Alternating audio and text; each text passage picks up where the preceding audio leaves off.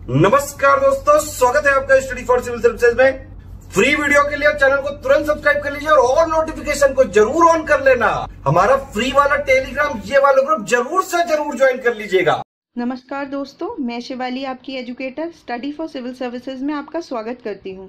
इस वीडियो में हम यूपीएससी प्रीलिम्स 2016 का जीएस पेपर 1 डिस्कस करेंगे। स्टडी फॉर सिविल सर्विसेज का टेलीग्राम ग्रुप फ्री है, इसको ज़रूर ज्वाइन कर लीजिए। यूपीएससी, बीपीएससी, यूपीबीएससी, यूपीट्रिपलएससी, ईपीएफओ से रिलेटेड कोर्सेज की जानकारी आप इन नंबर्स पर ले सकते हैं और पेड ग्रुप ज्वाइन कर सकते हैं। क्वेश्चन देखते हैं। स्टैंड अप इंडिया स्कीम के बारे में कह रखा है, its purpose is to promote entrepreneurship among SC, ST and women entrepreneurs. It provides for refinance through SIDBI. इसका सही आंसर सी है, दोनों ठीक हैं। एक्सप्लेनेशन देखते हैं क्या है। इन 2016 जो है स्टैंड अप इंडिया स्कीम आई थी, ठीक है। इसमें क्या था कि मेनली इसका पर्पस यही था कि जो एससी, एसटी हैं और वुमेन एंटरप्रेन्योर्स हैं, ये न्यू एंटरप्राइजेस सेटअप करें और इसके लिए इन्हें जो लोन था वो 10 लाख से और 1 करोड़ के बीच तक का लोन मिल सकता है। और ये जो था इसको रीफाइनेंस किया गया था सिडबी के द्वारा। कितने का टोटल अमाउंट है? टोटल अमाउंट है इसका 10,000 करोड़, ठीक है। और इसमें एक ये भी कंडीशन है कि एक ब्रांच से कम ऐसे 2 प्रोजेक्ट्स होने चाहिए, ठीक है। आगे बढ़ते हैं। The FAO accords the status of globally important agricultural heritage system to traditional agriculture system. What is the overall goal of this initiative? इसका आंसर क्या है? इसका आंसर है बी, 2 ओनली। ऐसा क्यों है? देखिए, जो globally important agriculture heritage system है, इसका जो मेन एम है वो है सस्टेनेबल डेवलपमेंट ऑफ एग्रीकल्चर। एक लोगों के अंदर अवेयरनेस क्रिएट करना कि जो भी एनवायरनमेंट रिसोर्सेज हैं उनको कैसे सेफगार्ड करें और उनका कैसे उपयोग करें। तो यहाँ पर जो ये बात कह रखी है, to identify and safeguard eco friendly traditional farm practices and their associated landscapes, agricultural biodiversity and knowledge systems of the local communities. यानी यहाँ पे जो एम्फेसिस दे रहे हैं वो ट्रेडिशनल प्रैक्टिसेस पर दे रहे हैं, ना कि मॉडर्न प्रैक्टिसेस पर। अगर हम पॉइंट नंबर 1 देखते हैं तो यहाँ क्या कह रखा है? To provide modern technology training in modern farming methods and financial support to local communities of identified GIAHS so as to greatly enhance their agricultural productivity. तो यहाँ मॉडर्न टेक्नोलॉजी को प्रमोट करने की बात है, तो ये गलत है। और अगर हम 3rd पॉइंट देखें, to provide geographical indication status to all the varieties of agricultural produce in such identify GIAHS, ये भी गलत है क्योंकि जियोग्राफिकल इंडिकेशन की कोई बात ही नहीं है। ओके, तो इसका जो सही आंसर हो गया वो बी हो गया, 2 ओनली। अच्छा, इससे रिलेटेड एक और चीज़ देख लीजिए। FAO है, ये बहुत इंपॉर्टेंट ऑर्गेनाइजेशन है। ये क्या है? फूड एंड एग्रीकल्चर ऑर्गेनाइजेशन है। ये UN की स्पेशलाइज्ड एजेंसी है। इसका एम क्या है? इसका एम है हंगर को रोकना और न्यूट्रिशन लेवल को इम्प्रूव करना। FAO कई सारे डेवलपमेंट्स लाता रहता है फूड क्वालिटी को इम्प्रूव करने के लिए भी। अगर हम रिसेंटली देखें, इसका एक रीसेंट डेवलपमेंट है फूड फोर्टिफिकेशन से रिलेटेड, ठीक है।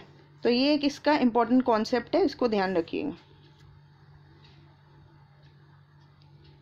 फिर है, इनमें से ब्रह्मपुत्र की ट्रिब्यूटरी कौन सी है?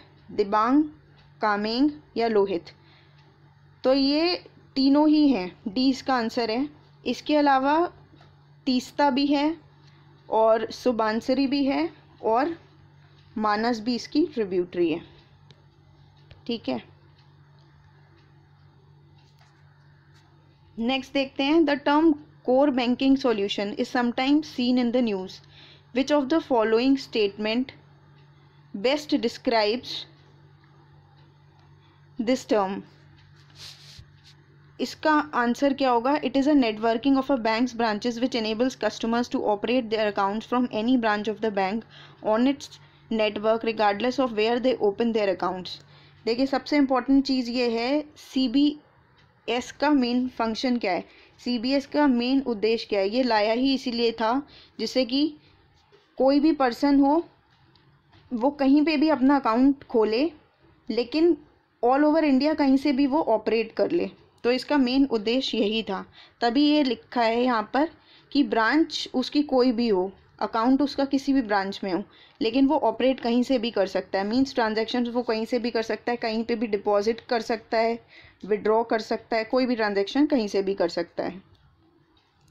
बाकी अगर हम देखें कि ये इसलिए लाया गया था कि जो RBI है वो कमर्शियल बैंक के ऊपर कंप्यूटराइजेशन के थ्रू कंट्रोल कर सके, तो ऐसा नहीं है। RBI तो वैसे भी कमर्शियल बैंक को रेगुलेट करता ही है, तो इसमें कोई बड़ी बात नहीं है, तो ये तो गलत ही है। और थर्ड जो है, it is a detail procedure by which a bank with huge NPA is taken over by another bank. मतलब अगर NPA किसी बैंक के ज़्यादा हैं तो उसको दूसरा बैंक टेक ओवर कर ले, इसलिए CBS लाया था। ये तो बिल्कुल ही एब्सर्ड स्टेटमेंट है, तो ये भी गलत हो गया। तो इसका सही आंसर A हो गया। आगे चलते हैं। अब इसमें हमें मैच करने हैं, देखने हैं कौन सा ठीक है। Annex 1 कंट्रीज़ कार्टेजिना प्रोटोकॉल से रिलेटेड है। Certified emission reductions Nagoya protocol से रिलेटेड है। Clean development mechanism Kyoto protocol से रिलेटेड है।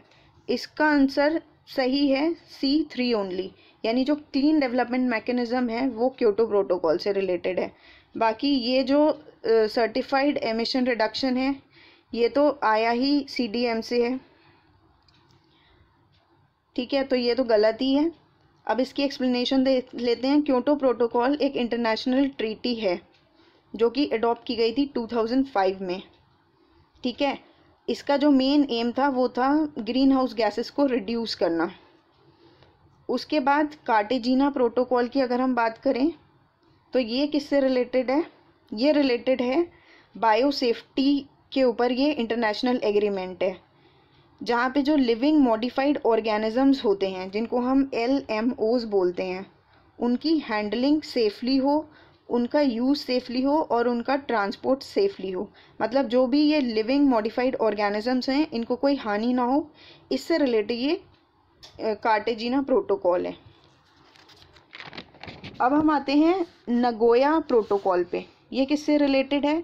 ये है जेनेटिक रिसोर्सेज जो होते हैं उनका फेयर एंड इक्विटेबल शेयरिंग, ठीक है, इससे रिलेटेड है ये जेनेटिक रिसोर्सेज से।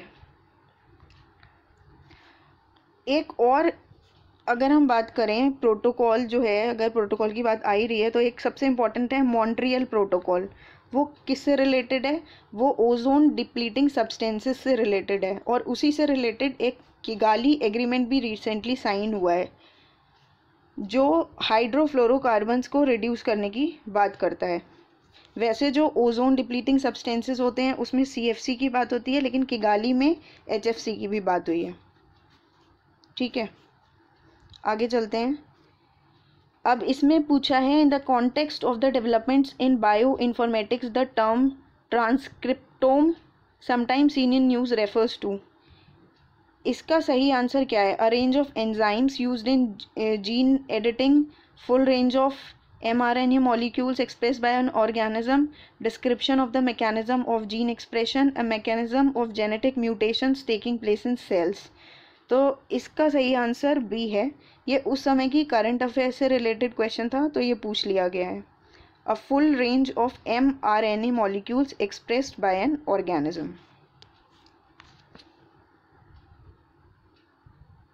Mission Indradhanush launched by the Government of India pertains to immunization of children and pregnant women, या स्मार्ट सिटी से रिलेटेड है, न्यू एजुकेशन पॉलिसी है, या फिर India's own search for earth like planets in outer space.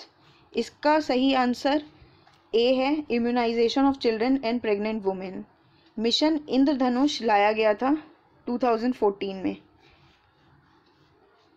इसमें 7 disease उस time cover थे, लेकिन अब जो डिजीज़ की संख्या है उसको बढ़ा दिया गया है और ये जो मिशन है इसको भी इंटेंसिफाई कर दिया गया है, इसका नाम रख दिया है इंटेंसिफाइड मिशन इंद्रधनुष। इसको लॉन्च किया गया था 2017 में। जैसा कि अभी बताया कि इसमें क्या हुआ है कि जो डिजीज़ेज़ हैं उनको ज़्यादा कवरेज मिली है और जो पॉपुलेशन है उसको भी ज़्यादा कवर किया है। और साथ ही साथ अब तो इंटेंसिफाइड मिशन 2.0 भी स्टार्ट हो गया है। ठीक है,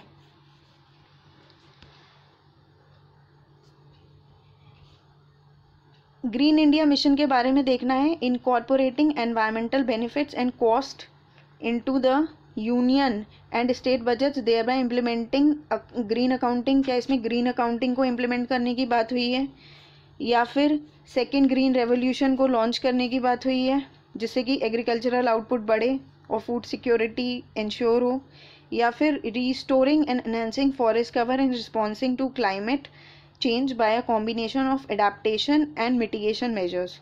तो इसका सही आंसर सी है, third.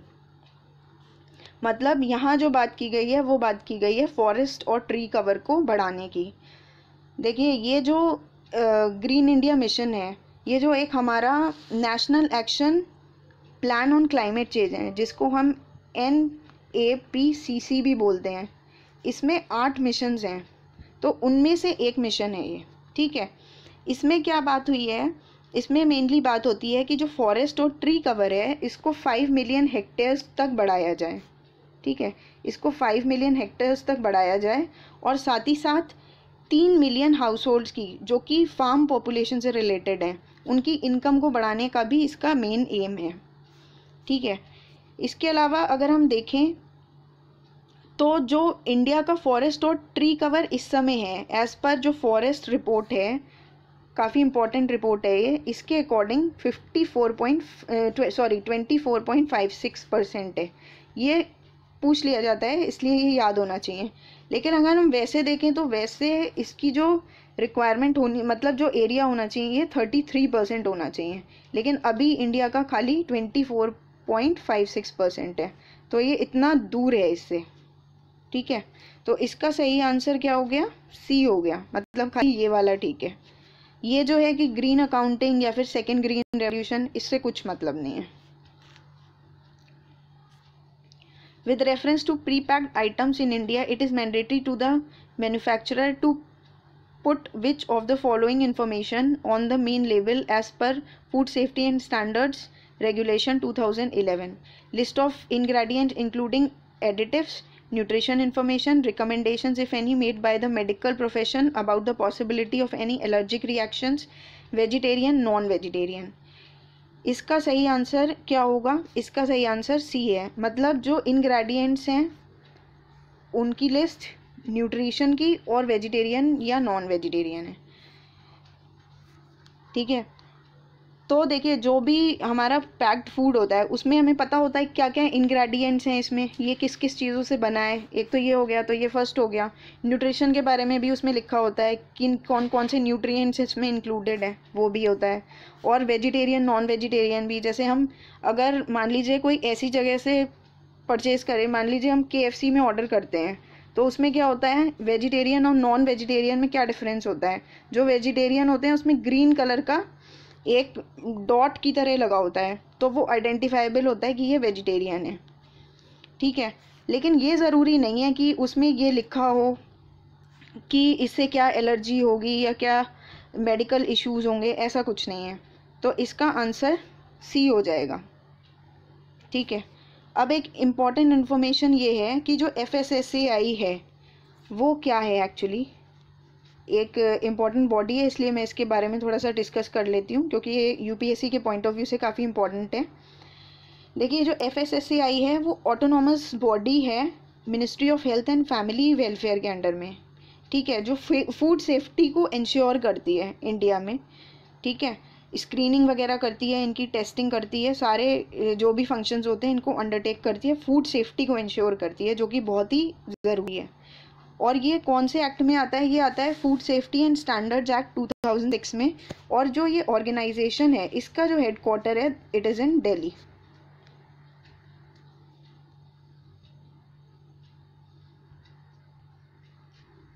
Project Loon sometimes in use is related to waste management technology, wireless communication technology, solar power production technology, water conservation technology. ये भी उस समय का करंट अफेयर्स का क्वेश्चन है, ये इसको लॉन्च किया गया था इस प्रोजेक्ट को, तो इसका आंसर बी है, ये वायरलेस कम्युनिकेशन टेक्नोलॉजी है। ठीक है। Net metering sometimes in the news in context of promoting production use of solar energy by the household consumers, use of piped natural gas in the kitchens of households, installation of CNGC kits in motor cars, installation of water meters in urban households।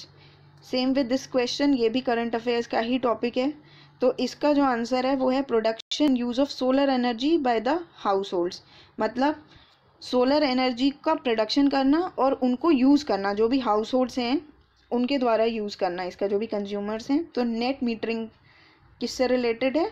Use of solar energy by households and consumers. Next देखते हैं, India's ranking in ease of doing business index is sometimes seen in news, which of the following has declared that ranking. India की जो ranking है ease of doing business में, वो कौन ये ranking issue करता है? बहुत ही सिंपल क्वेश्चन है, ये इशू करता है हमारा वर्ल्ड बैंक, ना OECD, WEF और WTO, ये कोई नहीं करता है, वर्ल्ड बैंक करता है। अब ये बताइए इस समय इंडिया की रैंकिंग क्या है ईज़ ऑफ डूइंग बिजनेस में? तो वो है 63। ये काफ़ी इम्प्रूव हो गई है, पिछले 5-6 सालों में काफ़ी इम्प्रूव हुई है।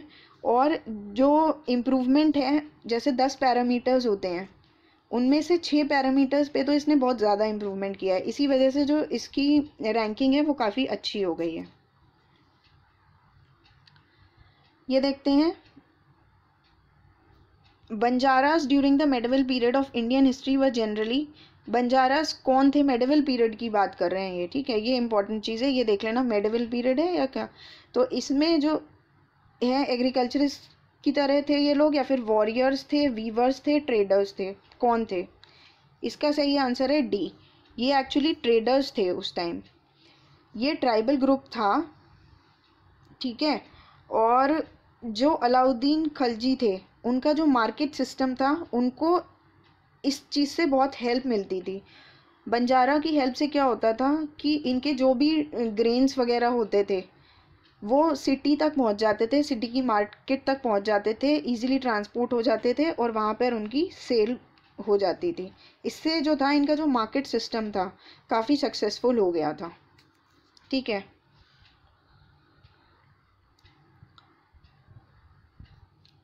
Who of the following had first deciphered the edicts of Emperor Ashok?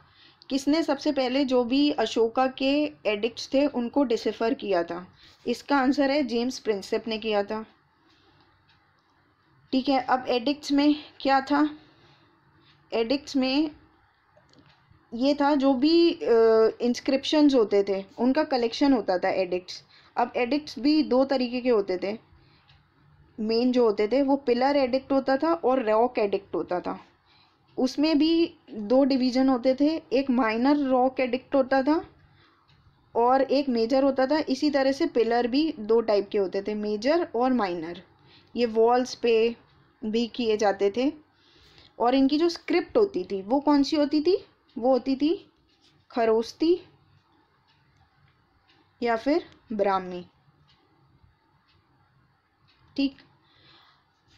Ashok का जो रूल था वो कितने से कितने बीसी तक था? तो वो था 268 बीसी से 232 बीसी तक, ठीक है। और इन्होंने जो था लगभग इंडियन कॉन्टिनेंट पूरा अपने रूल में कर रखा था। केवल कुछ राज्य थे जो नहीं इंक्लूडेड थे, वो कौन से थे? तमिलनाडु, केरला और कर्नाटका। बाकी सारा, ऑलमोस्ट सारा ही इंडियन सब कॉन्टिनेंट इनके अंडर में आता था, ठीक है। With reference to ग्राम न्यायालय act, which of the following statements are correct? ग्राम न्यायालय के बारे में कौन सी स्टेटमेंट ठीक है? कि पहला तो ये है कि ये केवल सिविल केसेस हियर करते थे, क्रिमिनल केसेस से इन्हें मतलब नहीं था। दूसरा है एक्ट अलाउ करता था लोकल एक्टिविस्ट काम करें, मीडिएटर्स और रिकन्सिलिएटर्स की तरह। तो इसका सही आंसर क्या है? दूसरा ठीक है कि जो भी लोकल एक्टिविस्ट होते थे वो मीडिएटर्स और रिकन्सिलिएटर्स की तरह एक्ट करते थे, लेकिन क्या ग्राम न्यायालय केवल सिविल केसेस को देखते थे? क्या वो जो क्रिमिनल केसेस हैं यानी जो आपराधिक मामले हैं उन्हें नहीं देखते थे? तो ये स्टेटमेंट गलत हो जाती है, वो दोनों केसेस को देखते थे। अब ग्राम न्यायालय के बारे में थोड़ा सा देखते हैं कि ये जो थे इस्टेब्लिश हुए थे एक्ट ऑफ पार्लियामेंट से 2008 में। मेनली क्यों हुए थे? विलेज कोर्ट्स की तरह काम कर रहे थे और जिससे कि स्पीडी जस्टिस दिया जा सके, इसीलिए ये इस्टेब्लिश किए गए थे। जो पंचायती राज इंस्टीट्यूशन है और जो म्यूनिसिपैलिटी है उनका शेड्यूल और पार्ट बताइए आप कमेंट सेक्शन में कमेंट करके कि क्या इनके शेड्यूल हैं, किस शेड्यूल में ये आते हैं और किन पार्ट में आते हैं, और क्या ये कॉन्स्टिट्यूशनल बॉडीज़ हैं या नहीं हैं। ठीक है। With reference to Trans-Pacific Partnership, consider the following statements. It is an agreement among all the Pacific Rim countries except China and Russia. It is a strategic alliance for the purpose of maritime security only. इसका सही answer D है, इनमें से कोई भी correct नहीं है। देखते हैं क्यों नहीं है। जो पहली स्टेटमेंट है कि ये all Pacific rim countries except China and Russia, ये तो बिल्कुल ही गलत है क्योंकि इसमें केवल 12 कंट्रीज़ थी। अब देखते हैं वो कौन कौन सी कंट्रीज़ थी। वो कंट्रीज़ थी US, Japan, Malaysia, Vietnam, Singapore, Brunei, Australia, New Zealand, Canada, Mexico, Chile, Peru. और ये क्या मैरीटाइम सिक्योरिटी के लिए था? तो नहीं, ये ट्रेड पर्पस के लिए था। ये एक्चुअली ट्रेड अग्रीमेंट था, लेकिन ये फोर्स में नहीं आया था। हुआ क्या था, जब ट्रम्प का इलेक्शन हुआ था, जब वो इलेक्ट हुए थे, उसके बाद उन्होंने टीपीपी से एग्ज़िट कर लिया था। इसको हम शॉर्ट में टीपीपी बोलते हैं। इन्होंने एग्ज़िट कर लिया था। तो अब क्या हुआ कि इसमें 11 कंट्रीज़ रह गई यूएस के जाने के बाद। तो इन्होंने अपना comprehensive and progressive agreement for TPP, जिसको टीपीपी 11 कहते हैं, ये इस्टेब्लिश कर लिया। और ये कब आया? ये आया 2018 में। तो इसमें जो है 11 कंट्रीज़ हैं, यूएस इसका पार्ट नहीं है। इसका भी मेन वही था, ट्रेड को बढ़ावा देना। ठीक है, आगे चलते हैं। India Africa summit held in 2015 was a third such summit. It was actually initiated by Jawaharlal Nehru in 1951. इसका सही आंसर क्या है? ए है कि ये थर्ड थी। ठीक है, पहली जो हुई थी वो 2008 में दिल्ली में ही हुई थी। जो सेकंड थी वो 2011 में इथोपिया में हुई थी, और जो थर्ड है वो 2015 में दिल्ली में हुई थी। ठीक है, ये वाला जो एक्चुअली इनिशिएट किया था जवाहरलाल नेहरू ने, तो ये गलत है। इनके टॉपिक्स क्या थे? मेन एरियाज़ ऑफ मतलब सबमिट क्या रहता था ज़्यादातर? तो वो एग्रीकल्चर पे फोकस करते थे ये लोग, ट्रेड पे, इंडस्ट्री पे, इन्वेस्टमेंट पे, आईटी पे और गुड गवर्नेंस पर। ठीक है। What are the purpose of marginal cost of funds based lending rate announced by RBI? These guidelines help improve the transparency in the methodology followed by banks for determining the interest rates on advances. These guidelines help ensure availability of bank credit at interest rates which are fair to the borrowers as well as the banks. इसका सही answer C है, ये दोनों ही ठीक है। MCLR actually होता क्या है? ये क्यों इंट्रोड्यूस किया था? ये MCLR जो है ये RBI ने इसलिए अनाउंस किया था जिससे कि एक फेयरनेस बनी रहे। जो भी हम लेंडिंग करते हैं बोरोवर्स को, तो जो उनका जो इंटरेस्ट रेट होता है उसमें ट्रांसपेरेंसी बनी रहे, उसके लिए ये बेंचमार्क लेंडिंग रेट होता है नए बोरोवर्स के लिए। बैंक क्या करता है, अपनी सारी कॉस्ट और जो भी उसका इनकम होता है उसको कंसिडर करता है कि ये मेरे खर्चे होंगे और उससे मुझे ये रिटर्न, मतलब ये रिटर्न मिलेगी। उसके बाद वो सारे एडजस्टमेंट करके एक रेट डिक्लेयर करता है जिसको हम MCLR बोलते हैं।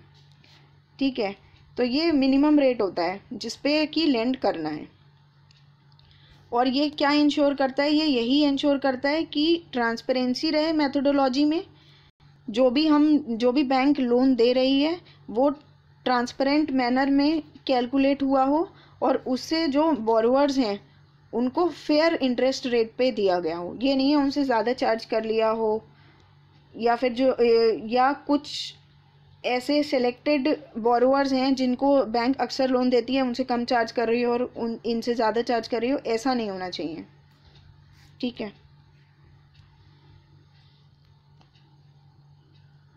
खराई camel a breed found in India, इसके बारे में 3 स्टेटमेंट्स दे रखे हैं। It is capable of swimming up to 3 kilometres in sea water, it survives by grazing on mangroves, it lives in the wild and can not be domesticated. इसका सही answer 1 और 2 है, दैट इज़ ए इसका answer है। सबसे पहली बात कि ये स्विमिंग कर सकते हैं 3 किलोमीटर तक सी वाटर में ये कर सकते हैं, और ये मैनग्रोव्स पर फीड करते हैं। ठीक है, ग्रेजिंग करते हैं। तो लेकिन जो थर्ड पॉइंट है, it lives in wild and can not be domesticated, ये गलत है। इनफैक्ट इनको डोमेस्टिकेट किया जाता है, इनका जो मिल्क होता है उसको कंज्यूम भी किया जाता है, और यहाँ तक कि जो मेल काव्स होते हैं उनको सोल्ड कर दिया जाता है इकोनॉमिक रिटर्न्स के लिए। और ये ज़्यादातर कहाँ पाए जाते हैं, तो ये ज़्यादातर गुजरात में पाए जाते हैं। ठीक है, नेक्स्ट देखते हैं।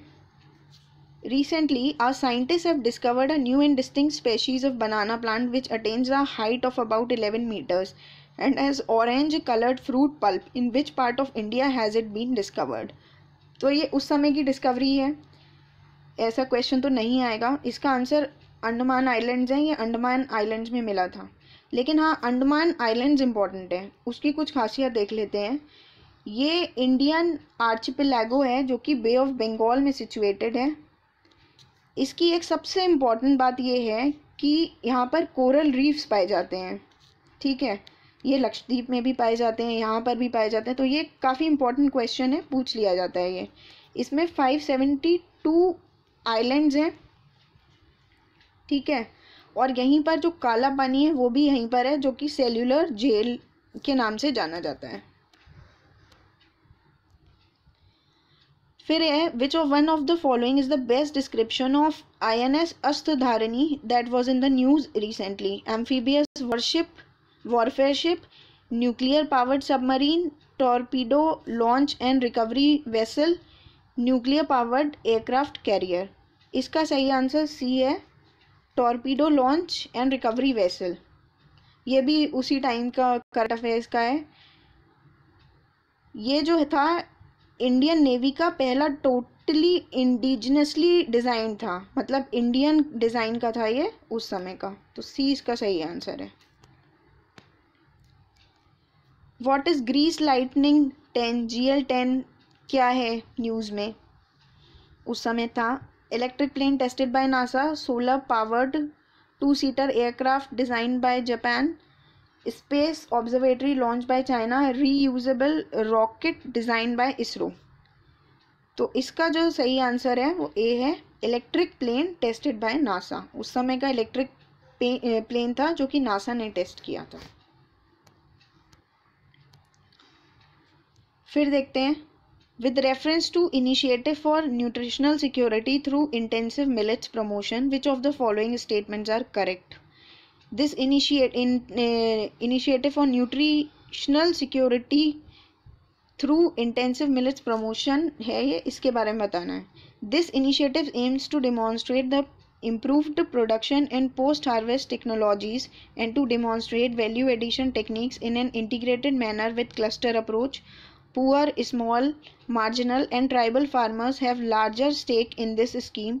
An important objective of the scheme is to encourage farmers of commercial crops to shift to millet cultivation by offering them free kits of critical inputs of nutrients and micro irrigation equipment. इसका सही answer क्या है? इसका सही answer है सी, मतलब 1 और 2। ये ठीक है और ये ठीक है। देखते हैं कैसे। इसमें क्या था, इनका जो एम्फेसिस था वो था प्रोडक्शन में इम्प्रूवमेंट करना, ठीक है, और एडवांस टेक्नोलॉजी यूज़ करना। ये जो स्कीम है ये है राष्ट्रीय कृषि विकास योजना के अंतर्गत 2011-12 में इसको लॉन्च किया गया था, जिससे कि जो मिलेट्स हैं उनको न्यूट्री सेरल्स की तरह यूज़ किया जा सके। ठीक है, तो मेन उद्देश्य यही था, इम्प्रूव्ड प्रोडक्शन करना, एग्रीकल्चर को बढ़ावा देना। और इसमें जो पुअर, स्मॉल और मार्जिनल और ट्राइबल फार्मर्स थे उनके बेनिफिट के लिए काफ़ी हद तक था। लेकिन जो थर्ड पॉइंट है, यहाँ तक तो ठीक है कि इस जो कमर्शियल फार्मर्स हैं उनको एनकरेज करना कि वो मिलेट का कल्टीवेशन करें, और इनको इसके लिए फ्री किट्स भी दिए गई थी, लेकिन इसमें माइक्रो इरिगेशन इक्विपमेंट्स नहीं दिए गए थे। तो यहाँ पर ये आके गलत हो जाता है। ठीक है। स्वदेशी and boycott were adopted as methods of struggle for first time during the agitation against partition of Bengal, home rule movement, non-cooperation movement, visit of Simon Commission to India। इसका सही आंसर है A, agitation against the partition of Bengal. देखिए जो स्वदेशी और boycott movement थे ये adopt किए गए थे स्वदेशी मूवमेंट के समय जब पार्टीशन हो रहा था बंगाल का। ठीक है, जो मेजर फोकस था वो था ही इन पे। स्वदेशी मतलब जो भी इंडिजिनस चीज़ें हैं उनका यूज़ करना, और बायकॉट करना। बायकॉट करना क्या? बायकॉट करना फॉरेन गुड्स। ये जो आइडिया था कि बायकॉट करने फॉरेन गुड्स, ये सबसे पहले कृष्ण कुमार मित्र इन्होंने दिया था ये सबसे पहले। और अगर हम स्वदेशी की बात करें तो स्वदेशी स्टोर खोला गया था पीसी रे के द्वारा। स्वदेशी स्टीम नेविगेशन कंपनी खोली गई थी। उसके अलावा जो था national council of education establish हुआ, नेशनल कॉलेज इस्टेब्लिश हुआ। ये सब क्या थे? ये सब सिग्नल थे ये दिखाने के कि हम स्वदेशी को कितनी इम्पोर्टेंस दे रहे हैं। एक स्वदेश बंधव सोसाइटी खोली गई। तो इस तरह से स्वदेशी को इम्पोर्टेंस देने के लिए at the time of partition of Bengal इसका सहारा लिया गया था। फिर देखते हैं with reference to religious history of India, statements दे रखे हैं। बोधि सत्व का जो कॉन्सेप्ट था वो हीनयान सेक्ट का था। इसमें क्या होता है? Bodhisattva is a compassionate one on his way to enlightenment. Bodhisattva delays achieving his own salvation to help all sentient beings on their path to it. इसका सही आंसर क्या है? इसका सही आंसर बी है। Bodhisattva is a compassionate one on his way to enlightenment, and Bodhisattva delays achieving his own salvation to help others। देखिए ये जो कॉन्सेप्ट है ये एक्चुअली महायान का कॉन्सेप्ट है। बुद्धिस्ट सेक्ट में हमें पता है दो कॉन्सेप्ट होते हैं, एक हीनयान और एक महायान। हीनयान में क्या है? हीनयान जो थे वो एक्चुअली ओरिजिनल थे, जो एक्चुअली बुद्धिस्ट थे। और महायान कौन थे? जिन्होंने कुछ चेंजेस एक्सेप्ट कर लिए थे, अडॉप्ट कर लिए थे। मतलब वो थोड़े से जो बेसिक बुद्धिज़्म के रूल्स रेगुलेशन और प्रिंसिपल्स थे उनसे हटके थे। ये इतने पॉपुलर नहीं थे हीनयान, लेकिन जो महायान थे वो बहुत ज़्यादा पॉपुलर थे। ये बिलीव करते थे जो हीनयान थे वो उन्हें अपने सेल्वेशन से मतलब रहता था, लेकिन जो महायान के थे लोग उनको सेल्वेशन चाहिए था अदर्स का। वो चाहते थे सबका सेल्वेशन हो, इसीलिए ये बात लिखी गई है कि वो दूसरों की भी हेल्प करते थे। ठीक है। और सबसे इम्पोर्टेंट बात, ये बुद्धा को देखते थे ह्यूमन फॉर्म में, यानी ये आइडल वर्शिप में बिलीव करते थे महायान। जैसे कि वज्र पानी हो गया, पद्म पानी हो गया, इस तरह से। तो इसका जो सही आंसर है वो बी है। इसी के साथ ये कंप्लीट होता है। Please like, share and subscribe it. Thank you.